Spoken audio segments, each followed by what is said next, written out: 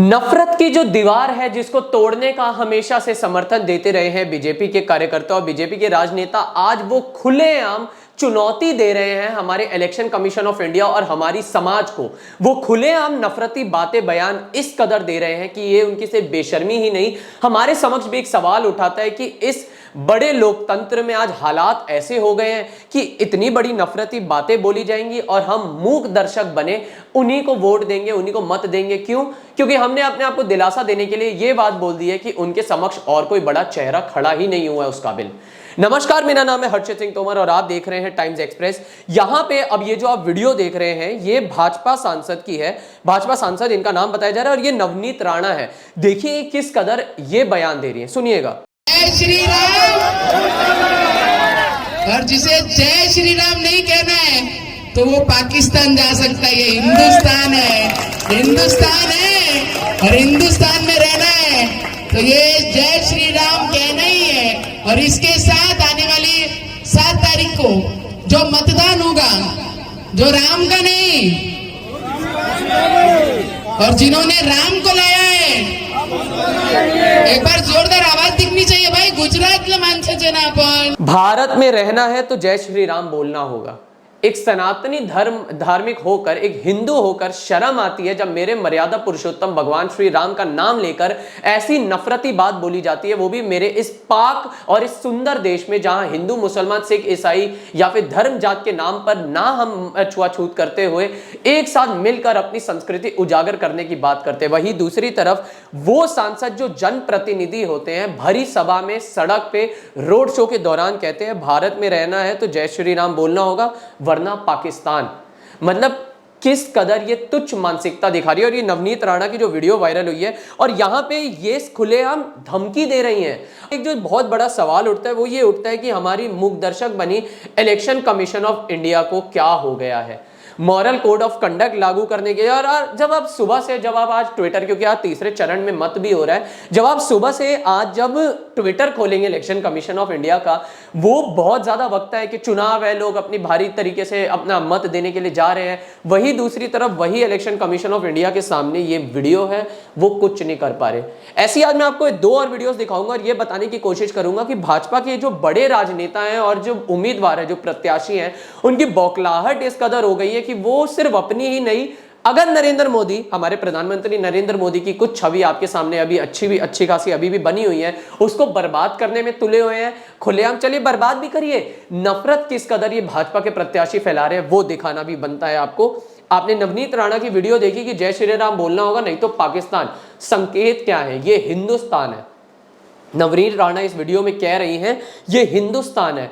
क्या कहना चाह रही हैं वो? क्या भारत सिर्फ हिंदुओं का देश है? देखिए, मैं बतौर हिंदू इस चीज को नहीं मानता क्योंकि हम बचपन से धर्म निरपेक्षता के बीच रहे हैं। और अगर नवनीत राणा बतौर सांसद ये बात बोलती हैं, इलेक्शन कमीशन ऑफ इंडिया खैर कोई कदम तो नहीं उठाएगा, लेकिन उनके समक्ष ये सवाल जरूर उठता है कि अगर आप ये श्रेय लेते हैं कि ट्रांसपेरेंट इलेक्शंस, ट्रांसपेरेंट चुनाव करा रहे हैं, तो इसका भी श्रेय लीजिए कि आप ही के नेतृत्व में ये चीजें हो रही हैं।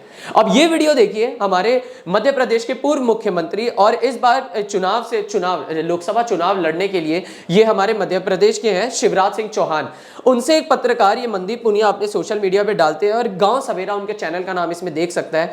वो उनसे सवाल पूछते हैं कि बेरोजगारी और पलायन पे सर आप क्या कहना चाहेंगे। शिवराज सिंह चौहान से पूछते हैं आप क्या कहना चाहेंगे। शिवराज सिंह चौहान का जवाब और उनकी प्रतिक्रिया देखिए। सर, बेरोजगारी और पलायन का मुद्दा भी सर, बेरोजगारी और पलायन का कैसे देखते हैं सर? चलो भैया सर, बेरोजगारी और पलायन पर समय नहीं है मेरे भाई। शाम को 10 बजे के पहले करना है क्या? शाम को इनको जाना है, इनको कोई अपना रोड शो करना है, कार्यक्रम करना है। ये वही शिवराज सिंह चौहान है जिनको जब मध्य प्रदेश में मामा के नाम से गोदी मीडिया, और सिर्फ गोदी मीडिया ही नहीं, हमारे जो कुछ यूट्यूब जर्नलिस्ट हैं, जो यूट्यूब डिजिटल चैनल्स हैं, जो खबरें दिखाते हैं, कहते हैं निष्पक्ष और सच्ची खबरें दिखा रहे हैं, उन्होंने इन्हीं शिवराज सिंह चौहान को क्या कहा था कि आप, ये शिवराज सिंह चौहान मामा है, शिवराज मामा है, मामा को लाना है, मध्य प्रदेश में जिताना है। और ये मामा के हालात है कि पलायन और बेरोजगारी पे या तो आप गाड़ी ना रोकते, गाड़ी रोक रहे हैं तो प्रेस वाले से बदतमीजी करके ही उनको पीछे भेज देते। लेकिन इतनी भी अपने तजुर्बे को इस कदर क्या दिखाना शिवराज जी कि आप क्या कह रहे हैं, अभी मैं रात से पहले पूछना, अभी रात तक मुझे जाना है। पलायन और बेरोजगारी का ये मुद्दा है जो मध्य प्रदेश में अक्सर होता है, और ये वही शिवराज सिंह चौहान है जिनके कार्यकाल के दौरान मध्य प्रदेश का सबसे बड़ा एमपी, ये जो मध्य प्रदेश पटवारी जो परीक्षा थी उसका घोटाला भी हो गया, व्यापक घोटाला हो गया। लेकिन हमारे जो शिवराज मामा थे वो बिल्कुल मौन थे, तो उनसे ज्यादा उम्मीद भी नहीं थी। लेकिन बताने की बात यह है कि ये वही पूर्व मुख्यमंत्री हैं जिनको आप मामा मामा कहते थे, और अब ये इस बार लोकसभा के हमारे जो सांसदीय चुनाव है उनके प्रत्याशी हैं। अब ये देखिए दूसरी वीडियो, इस बार भाजपा ने हिमाचल प्रदेश की मंडी से हमारी जो सांसदीय चुनावों के लिए जो प्रत्याशी उतारी कंगना रनौत, उनकी ये वीडियो देखिए। पुतिन से लेके यूक्रेन वाले उनके चेहरे पे देखते रहते हैं कि हमें बताएं, हमें समझाएं, हमारा मार्गदर्शन करें, और वो उनका मार्गदर्शन करते हैं। शायद इसीलिए आज तीसरा विश्व युद्ध नहीं हो रहा है। वो खुलकर बोलते हैं इस पक्ष में कि विश्व में शांति बनी रहनी चाहिए। तो इस तरह की आज भारत की ये जो छवि है कि आज से पहले हमने कभी नहीं देखी। नरेंद्र मोदी ने रुकवाया तीसरा विश्व युद्ध, हमें कमांडर कंगना का भी विशेष धन्यवाद करना चाहिए, वरना तो कितना नीरस होना था ये चुनाव। मनदीप पुनिया अपने ये ट्विटर अकाउंट पे ये वीडियो डालते हैं। तो हालात ये देखिए कि कल की आई एक बॉलीवुड एक्ट्रेस जो फैशन जैसी मूवीज करती हैं, जो बहुत बार मूवीज ऐसी करती है और ऐसे बयान दे देती है, इनके हिसाब से तो 2014 से पहले भारत आजाद ही नहीं था। मतलब जिस पार्टी के लिए चुनाव लड़ रही है ये खुद ही कह रही है कि उन्हीं के पार्टी का जब 1999 1998 के समय जो कार्यकाल था 2003 तक का अटल बिहारी वाजपेयी साहब का, वो भी एक आजाद भारत का कार्यकाल नहीं था, वो भी एक बंदिश वाले भारत का कार्यकाल था। ये वही कंगना रनौत है, और अब ये तो कह रही है तीसरा विश्व युद्ध हमारे प्रधानमंत्री ने रोक दिया। प्रधानमंत्री जी बेरोजगारी पे चुप रहते हैं, प्रधानमंत्री जी जो अपराध होते हैं महिलाओं के खिलाफ उसके सामने मौन रहते हैं, लेकिन प्रधानमंत्री तीसरा विश्व युद्ध रुकवाने के लिए बिल्कुल पीछे नहीं हटते, और उनके जो प्रत्याशी हैं खुलेआम इस चीज का दावा करते हैं। ये कंगना रनौत के हालात हैं। कंगना रनौत जो महिला सशक्तिकरण के लिए जानी जाती है, अपने उन बॉलीवुड के किरदारों के लिए जानी जाती है जो एक क्रांति कहलाई जाती है हमारे बॉलीवुड मूवीज में, वो कंगना रनौत खुलेआम ऐसी बातें कर रही है, मतलब जिसका ना और ना छोर। अब यहां पे एक और आप ये ट्वीट देखिए, समाजवादी पार्टी का ये मीडिया सेल है, भाजपा और भाजपा के समर्थक संगठनों के गुंडे जमकर गुंडाई बदमाशी कर रहे हैं, गाड़ियों में भर भर कर पैसा लाया जा रहा है। साफ साफ ये ट्विटर पे इस चीज की यहां पे पुष्टि करी जा रही है समाजवादी पार्टी की मीडिया आईटी सेल के द्वारा। भर भर कर पैसा लाया जा रहा है, चुनावों को प्रभावित किया जा रहा है। कौशांबी के बजरंग दल के नेता, साफ साफ उनका भी नाम दे दिया, आप ये पूरा ट्वीट यहाँ पे पढ़ सकते हैं। मतलब खुलेआम यहाँ पे पैसे की हेराफेरी हो रही है। लेकिन जब ईडी सीबीआई की रेड मरवाने की बात होती है तो किस पे पड़ती है? विपक्षी राजनेताओं पर, विपक्षी पार्टी के नेताओं पर। यहाँ पे अंत में ये भी लिखते हैं, भाजपा शासित योगी सरकार में ये गुंडाई रोजाना देखने को मिलती है, और ये वही योगी सरकार है जिनकी सुशासन और प्रशासन की यहाँ पे तारीफों के पुल बांधे जाते थे। ये सारी वो ताजी खबरें थी जो एक साथ मिला जुलाकर आपको सामने ये बता रही है, आपको जो हमने 3 वीडियोस पहले तो दिखाई कि किस कदर हमारे भाजपा के नेता इतने बौखला गए हैं कि वो नरेंद्र मोदी की छवि उजागर करने के लिए आप लोगों को नरेंद्र मोदी को एक 56 इंच का बुलंद नेता प्रस्तुत करने के लिए किस हद तक जा रहे हैं कि कुछ भी उलूल जुलूल बोले जा रहे हैं।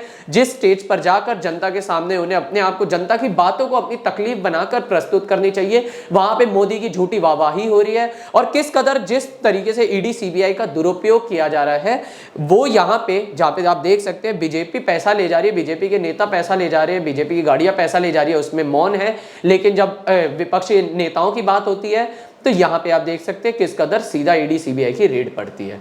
ये सवाल थे कुछ जो आपके समक्ष लाने थे, और अब आने वाले समय में ध्यान दीजिएगा, तीसरे चरण के मतदान है, मत है, और आप हमारे वीडियोस भी देखते होंगे, हम हर रोज एक छोटी से छोटी खबर का फॉलोअप भी देते हैं। आज तीसरे चरण का मत है, शायद आने वाले चरणों में आपके यहाँ पे भी मत हो।